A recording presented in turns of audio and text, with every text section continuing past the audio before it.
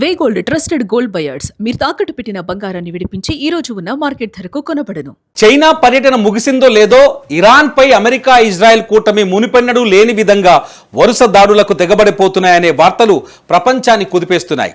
సరిగా ఇలాంటి ఉత్కంఠ రేపుతున్న సమయంలోనే America president Donald Trump social media వేదికగా ఏకంగా భీకరమైన ఏఐ యుద్ధ చిత్రాలను వదులుతూ ఇరాన్కు లాస్ట్ అండ్ ఫైనల్ వార్నింగ్ ఇచ్చారు. ట్రంప్ ఇచ్చిన ఈ వార్నింగ్తో ప్రపంచవ్యాప్తంగా వాతావరణం ఒక్కసారిగా వేడెక్కింది. ఇక ఇరాన్పై సర్వనాశనమే మిగిలిందా, ఇరు దేశాల మధ్య మహాయుద్ధం తప్పదా అనే చర్చ ఇప్పుడు అంతర్జాతీయంగా పెను సంచలనం రేపుతోంది. ఇరాన్కు డెడ్ లైన్ విధిస్తూ టైం అయిపోతుంది, త్వరగా లొంగిపోకపోతే మీ దేశం ఉనికి లేకుండా చేస్తా అంటూ ట్రంప్ ఇచ్చిన వార్నింగ్, దానికి తోడు ఆయన షేర్ చేసిన యుద్ధ చిత్రాలు ఇప్పుడు ఇరాన్ గుండెల్లో వణుకు పుట్టిస్తున్నాయి. కేవలం కొన్ని గంటల వ్యవధిలోనే ఇరాన్ను టార్గెట్ చేస్తూ ఏకంగా 20కి పైగా ఆర్టిఫిషియల్ ఇంటెలిజెన్స్ చిత్రాలను పోస్ట్ చేసి అమెరికా సైనిక బలాన్ని ప్రదర్శించారు డొనాల్డ్ ట్రంప్. ట్రంప్ పోస్ట్ చేసిన చిత్రాలలో అత్యంత వివాదాస్పదమైనది ఇరాన్ దేశం మ్యాప్.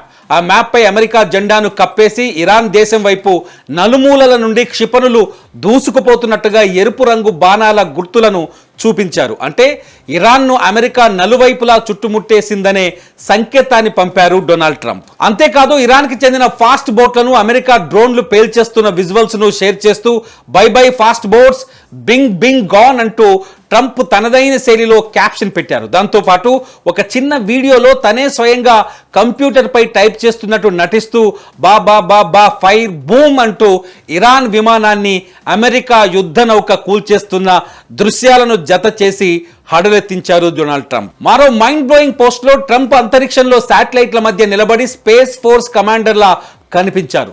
స్పేస్ క్రాఫ్ట్ లో ఉన్న ఒక కిల్ బటన్ ను నొక్కుతున్నట్లు బ్యాక్గ్రౌండ్ స్క్రీన్ లో అణు విస్ఫోటనాలు, క్షిపణి దాడులు జరుగుతున్నట్టు ఉన్న భీకర చిత్రాలను ఆయన పోస్ట్ చేశారు.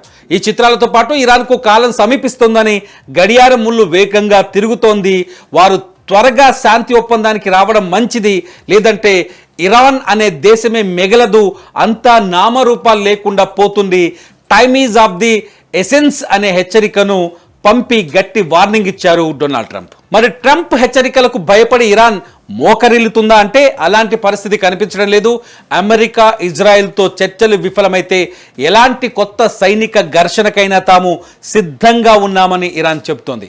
తన సైనిక సామర్థ్యాన్ని కూడా సోషల్ మీడియాలో పోస్ట్ చేసి బస్తీమే సవాలన్నట్టు కయ్యానికి కాలు దువ్వుతోంది ఇరాన్.